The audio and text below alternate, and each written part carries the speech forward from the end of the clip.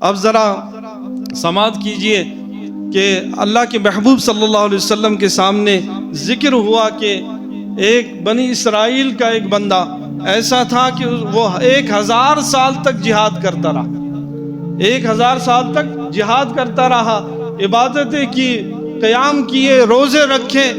اور 1000 سال تک عبادت کی۔ تو اللہ کے محبوب صلی اللہ علیہ وسلم کے صحابہ یہ سن کر اور کچھ مایوس ہونے لگے، کچھ مایوسی چھا گئی۔ تو اللہ رب العزت نے یہ فوراً آیت نازل فرما دی کہ لیلۃ القدر خیر من الف شہر،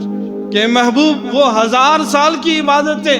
وہ 1000 سال کی جہاد، وہ 1000 سال کے رکوع اور سجدے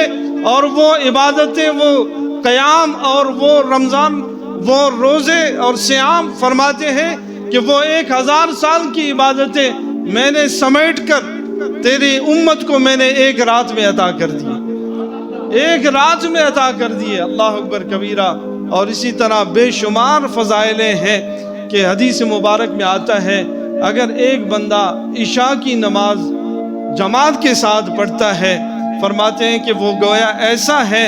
اس کو اتنا ثواب ملتا ہے کہ گویا اس نے آدھی رات عبادت کی ہے۔ پھر فجر کی نماز جماعت کے ساتھ ادا کرتا ہے، فرماتے ہیں کہ اس کو اتنا اجر ملتا ہے کہ گویا اس نے تمامی رات عبادت کی ہے۔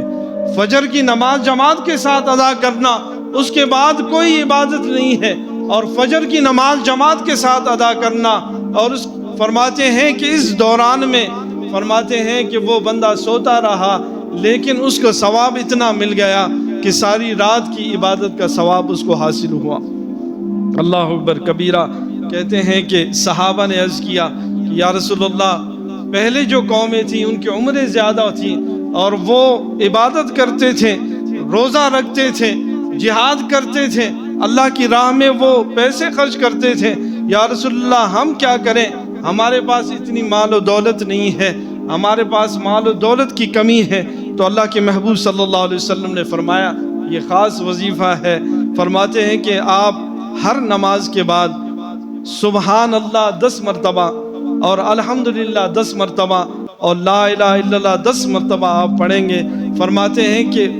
جو ثواب تمہیں ملے گا اس ثواب کو وہ کبھی پا بھی نہیں سکیں گے۔ صرف اتنے تھوڑے سے عمل کرنے سے ثواب کتنا زیادہ ملتا ہے کہ 10 مرتبہ سبحان اللہ پڑھنا ہے اور 10 مرتبہ الحمدللہ اور 10 مرتبہ لا الہ الا اللہ پڑھنا، بس صرف یہی پڑھنا ہے، اور وہ مال و دولت اللہ کی راہ میں خرچ کریں۔ فرماتے ہیں کہ اس سے بڑھ کر تمہیں ثواب اللہ رب العزت عطا فرمائیں گے،